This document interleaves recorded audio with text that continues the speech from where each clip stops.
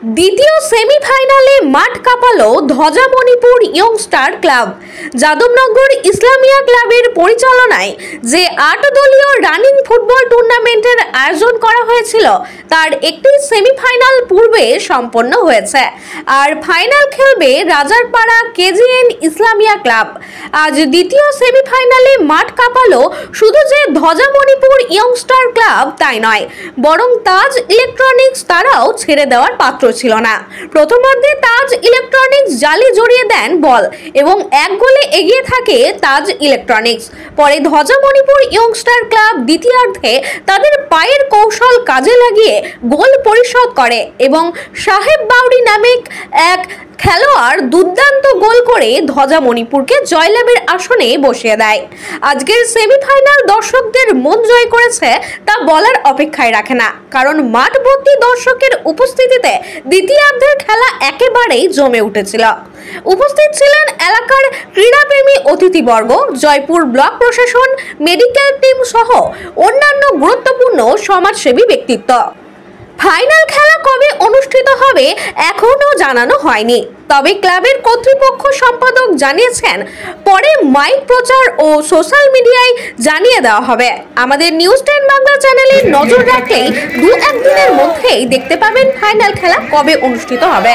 চলুন কি বললেন ক্লাব কর্তৃপক্ষ শুনবো বিস্তারিত। বাঁকুড়ার জয়পুর থেকে ইনামুল ভুইয়ার রিপোর্ট, নিউজ 10 বাংলা। ধ্বজা মণিপুর ইয়ংস্টার বনাম তাজ ইলেকট্রনিক্স দক্ষিণ পাড়া। আজকে খেলা দু দলই খুব সুন্দর খেলেছে, দর্শক সংখ্যাও প্রচুর হয়েছিল এবং দর্শকরাও আনন্দিত।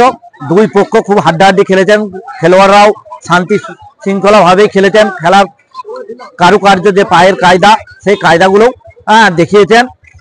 এই খেলায় ধ্বজা মণিপুর 2-1 গোলে বিজয়ী হয়েছেন। যদিও তাজ ইলেকট্রনিক্স প্রথম গোল দিয়ে এগিয়েছিলেন অর্ধেক সময় পর্যন্ত, তারপর ধ্বজা মণিপুর ইয়ংস্টার ক্লাবের খেলোয়াড়রা খুব সুন্দর খেলা উপহার দিয়ে তারা 2-1 গোলে বিজয়ী হয়েছেন।